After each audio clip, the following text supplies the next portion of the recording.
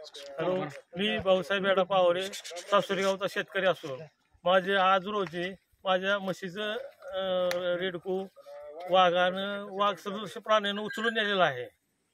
तर ह्याचा ताबडतोब बंदोबस्त करावा. रात्रपाळीने शेतकरी पाणी देतो, दारा धरतो, अगर वैरण टाका येतो. जर शेतकऱ्यावर हल्ला झाला तर ह्याला कोण जबाबदार राहील? ताबडतोब याची वन विभागानं नोंद घेऊन ताबडतोब याचा बंदोबस्त करावा. सापळा रचून त्याला पकडण्याचा प्रयत्न करावा वन विभागानं. जर माणसावर जर हल्ला झाला तर ते न भरून येणं नुकसान आहे त्याचं. आणि शेतात पाणी द्यायला जायचं ही शेतकऱ्याची अडचण आहे फार. आता जर पाणी जर नाही दिलं तर पिकं जळून जातील आणि लोक बेहायला लागली सगळी तिथं. आता तुमची शासनाकडे काय मागणी आहे नेमकी? शासनानं मला एक तर त्याचा बंदोबस्त करावा, दुसरीवर झालेलं आमचं नुकसान भरपाई करून मिळावी.